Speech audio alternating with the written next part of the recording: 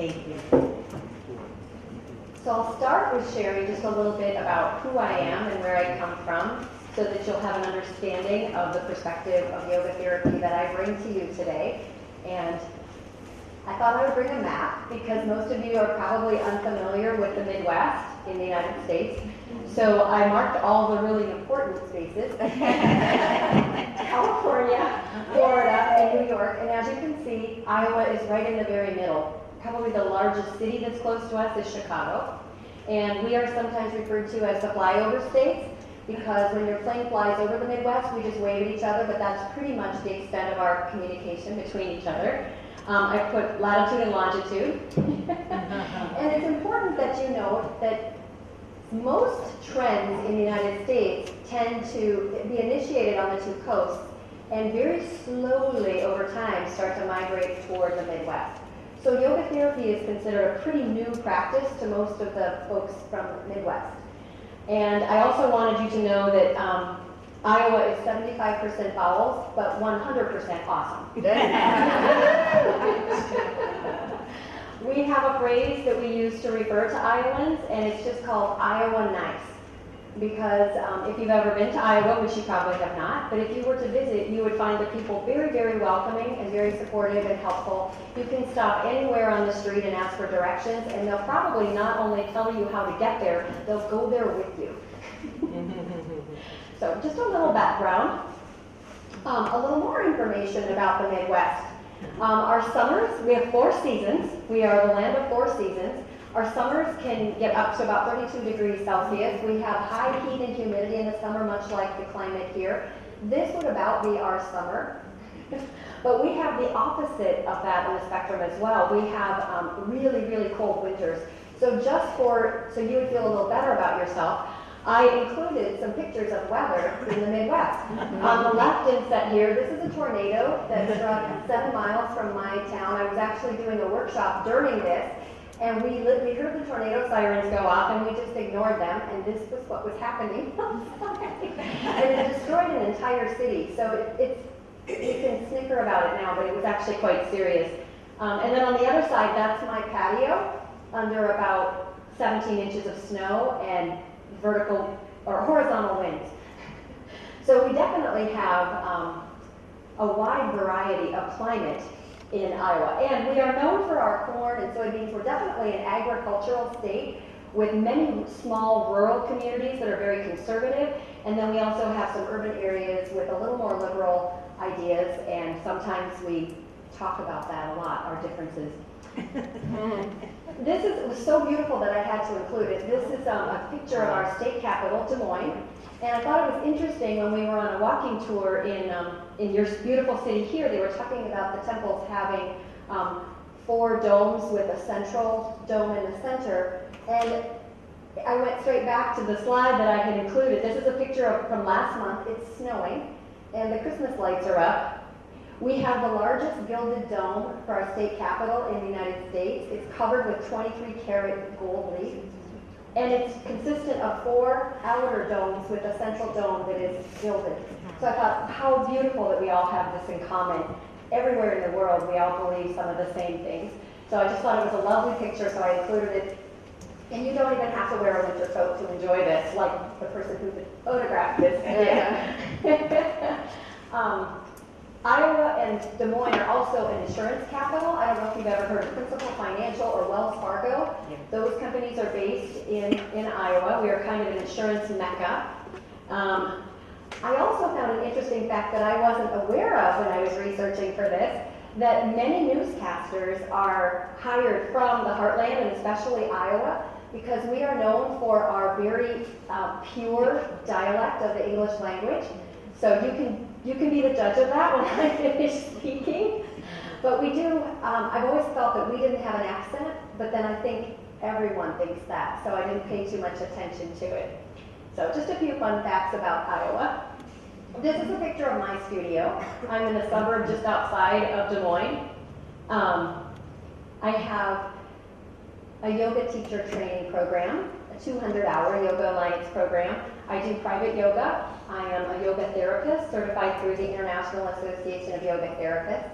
I also have a Bachelor of Science in Textiles and Clothing. I worked in the fashion industry for several years, and I graduated from the Drake University College of Pharmacy. So as you can see, I'm having a little trouble figuring out what I want to be when I grow up.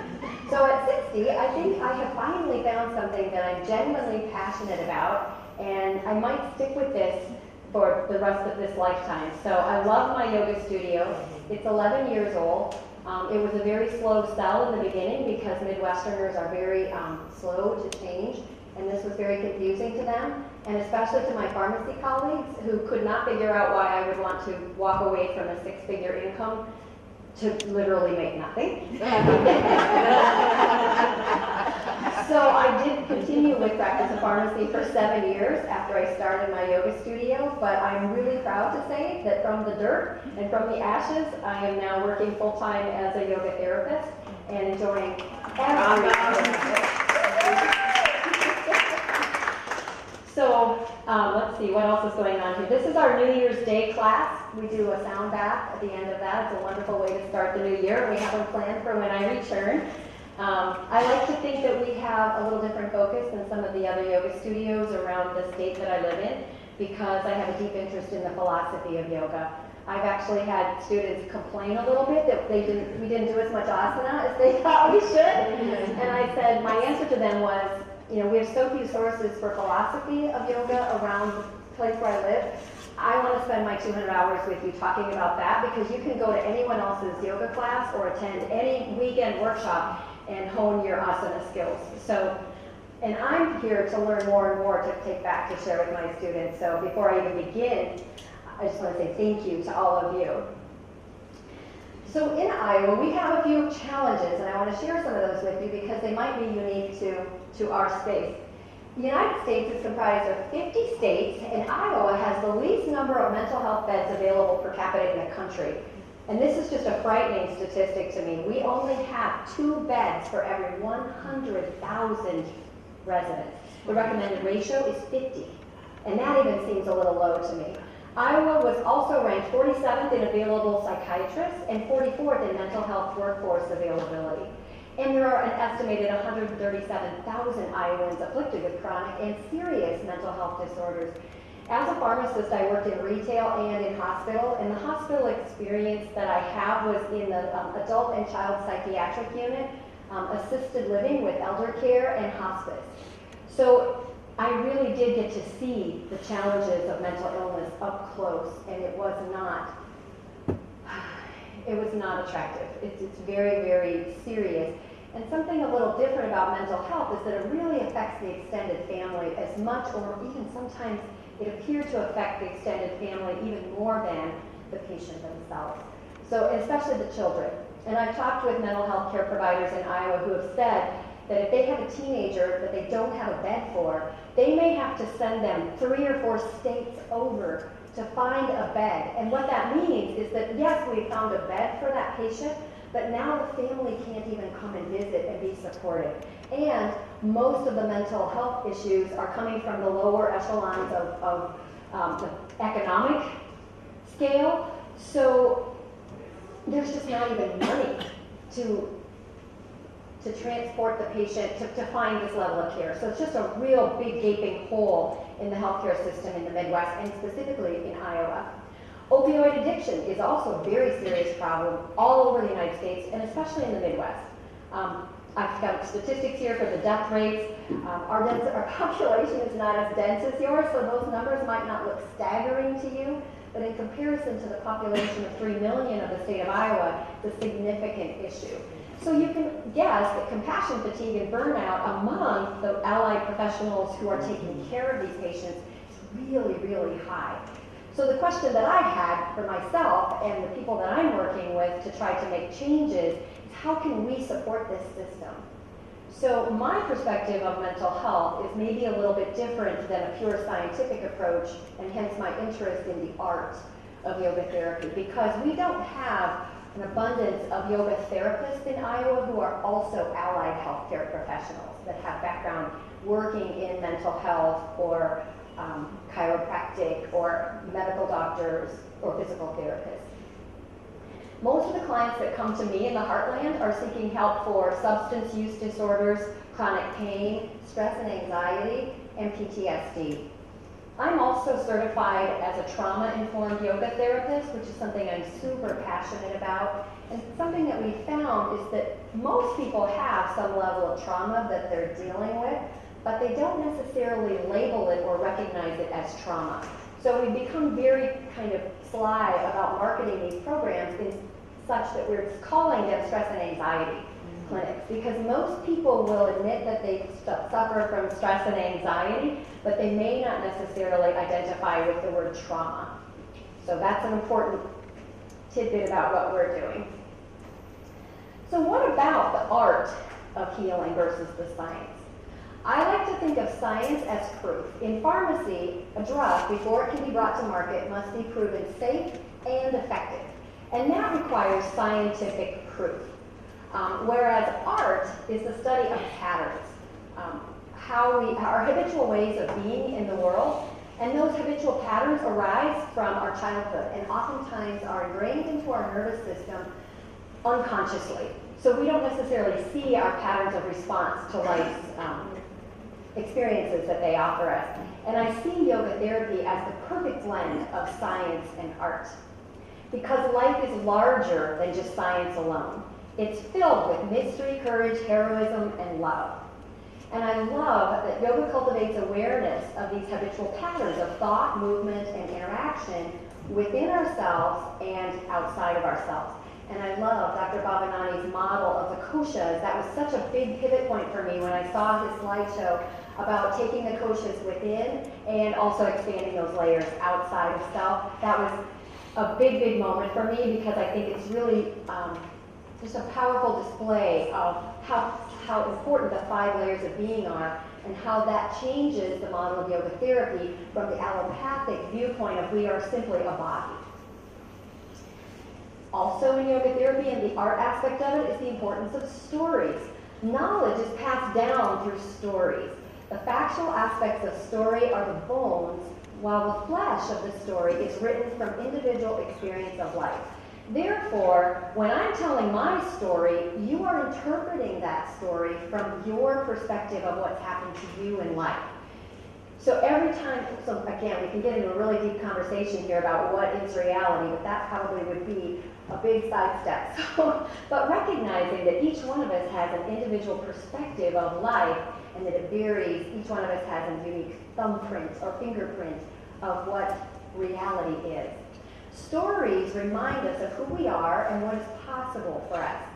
They also remind us that we are not alone, and that we have the power to write the ending of our own story. So if we get stuck in a negative story, we're probably going to unconsciously write a sad ending. But I see yoga therapy as a vehicle for helping people see what they have, rather than continuing to focus on what they don't have. This could have been one of my children. When we are young, we are filled with excitement for learning. But as knowledge and experience grow, our attitude can harden into the state of mind or the story called I know. I always threaten my son, who is my youngest and far above my most difficult to raise. I always threatened to get him a t-shirt that just said, I know. Because he appeared to know everything, or at least he thought he did. And I thought he deserved a t-shirt. So just a couple facts. The human brain does not distinguish between imagined and real experience. We can't tell the difference between perception and reality. We're just not hardwired that way. And the brain is hardwired to choose what is familiar over what is unfamiliar. So without awareness, we tend to just continue on the habitual patterns of duality. Repetitive thoughts create our reality. And we have to, in order to move forward and grow, acknowledge the power of intention to change our story in this lifetime. You are either expanding or contracting. I think most of us tend to think that we can just sort of sail along on neutral in life, but the truth is we are either growing or collapsing. We are either expanding or contracting. Knowledge can harden us if we don't stay curious. Yoga helps us keep a beginner's mind and allows awareness to expand rather than contract as we age. Both of my parents, I'm lucky enough to have 2 parents that are still living. They're 94 and 93. and they've been married 74 years. And it's very interesting to be around folks who have lived a full life. At this point, they're very happy to stay in the place that they are. I would say they're definitely contracting, and it's not within their capacity at this point to expand. But it's an important lesson to look at folks in your life who are, and maybe just recognize those who are expanding versus contracting. The more curious and open-minded we remain, the more world-changing our discoveries will be. A beautiful quote from Susie Sheeling. In the absence of genuine curiosity, it's too easy to lock ourselves into algorithms of healing and lose our view of the individual. Don't allow science to overwhelm the spiritual aspects of healing. I feel like the essence of the art of yoga therapy is just as important as the science, and it can't be yoga therapy without both. And it's easy for those who are suffering to become the stories they tell themselves about themselves. The most consistent thread that I see when clients come in asking for yoga therapy is the first session is me listening to all the things that are wrong with them. And as I sit and try to actively listen with a pleasant expression on my face, I think about how I can help this person change the perspective of their own life into the abundance that is there for them, rather than focusing all the parts of them that are broken. Because we know that if you're breathing, there's more good going on than there is bad. If you're breathing, you're winning. That's winning. So this is an imagery that I think I first saw from Bo Forbes, and I really, really like it, and I share it with a lot of my clients. It's a little bit akin to Maslow's hierarchy of needs, but it has yoga pieces interspersed into it. And the base of, the foundation of yoga therapy is growing in awareness. And once we have someone starting to awaken, then we can focus in on the breath so that they have a tool from which to up or down regulate their own nervous system. And the action, or the asana, is really just the icing on the cake. It's, motion is medicine, but it's not the foundation. So I found this depiction of Maslow's hierarchy of needs shifted into yoga therapy very, very helpful in explaining to clients what our goals are. So whole health includes the ability to adapt. Again, if you have that attitude of I know, there's no reason to create any change because you already know. Whereas I hope that yoga therapy will infuse a sense of curiosity, sensing the rhythms of life as change, and shifting with change instead of resisting it or trying to fight it. And the art of yoga therapy is definitely based on awareness of self, inner awareness. So adaptation in a way equals health. This is one of the first questions I ask of my 200-hour students on the very first day of 200-hour training. I have a big whiteboard and I say, okay, what is health? And they come up with every word imaginable except adaptation. And I think that adaptation is a very powerful part of whole healing. And I just thought this was interesting. There's several different people who are a lot smarter than me, including Stephen Hawking, the ancient Chinese, Mahatma Gandhi, George Bernard Shaw, and Viktor Frankl, who all felt that adaptation and the ability to change was very important. So we're not making this up. A lot of really intelligent minds are on the same page with us. So adaptation is a big, big part of yoga therapy. A higher level of awareness, once established, has been demonstrated scientifically, this is all based in a scientific study, to change future behavior. Shifting the mindset from something outside of me controls my health toward power within. And that's the pivot point in yoga therapy. So yoga therapists learn with clients versus fixing them from the outside.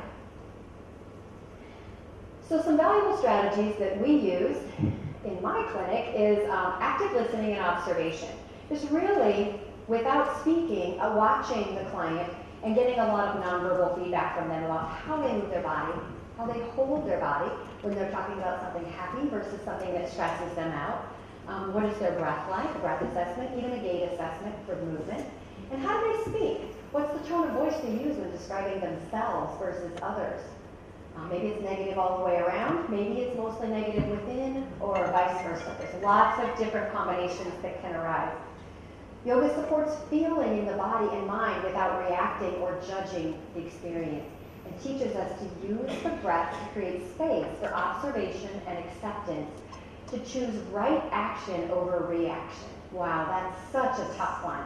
I'm going to be working on that one well into my next life.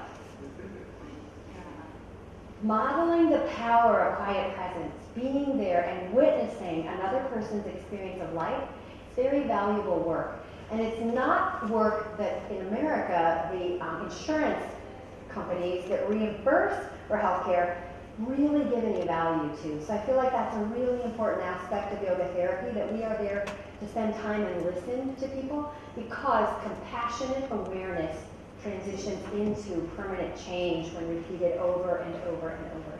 So cultivating awareness through all layers of being, and that's why I have that sneaky little half image of the coaches on the side there. That's a subliminal message in that compassionate awareness comes through being awareness of your 5 layers of being.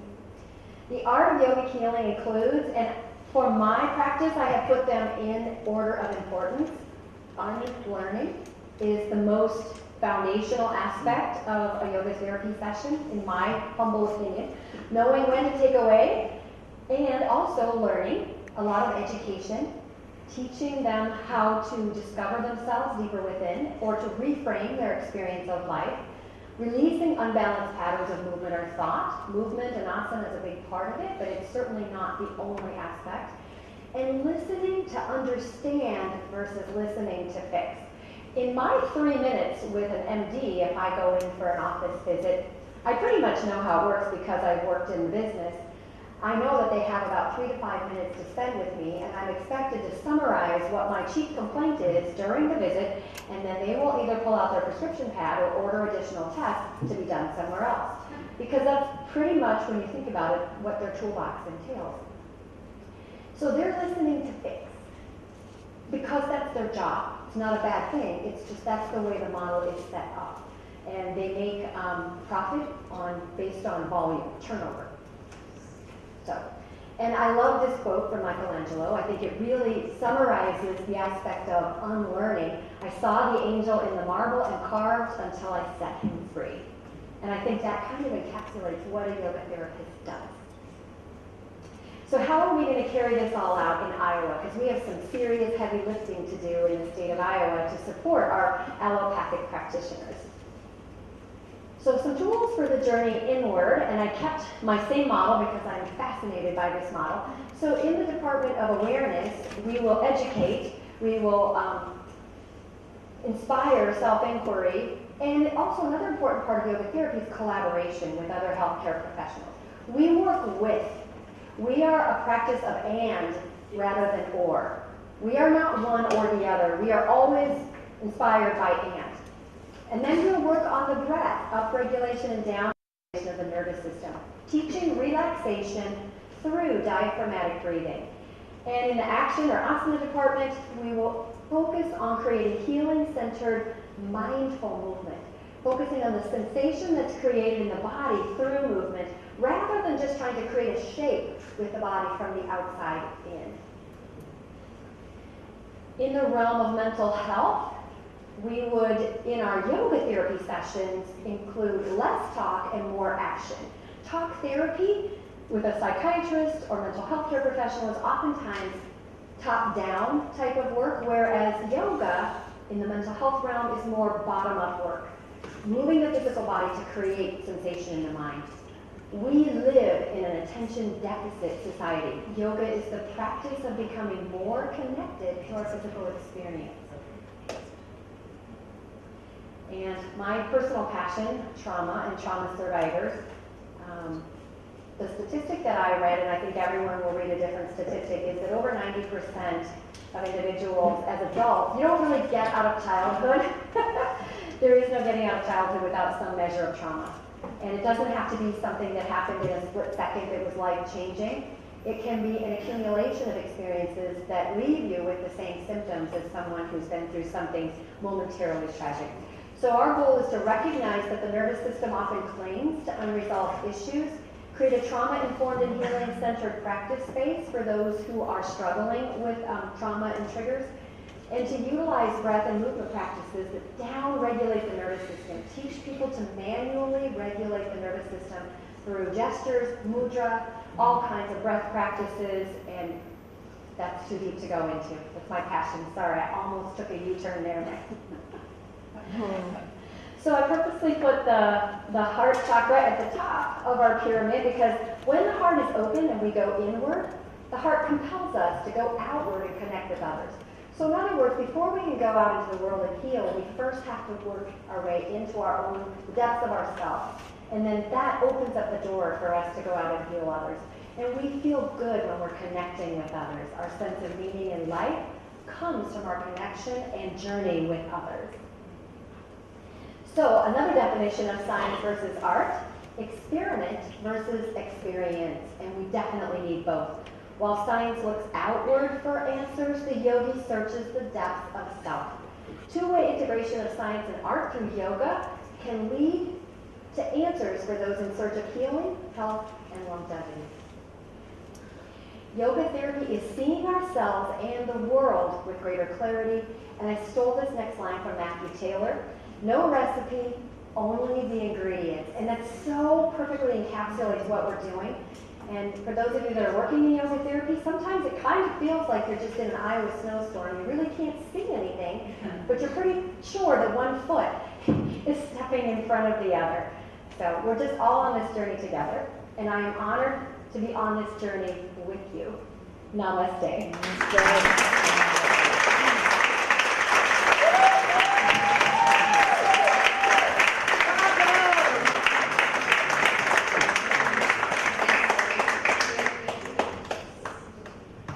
No, you cannot escape yet.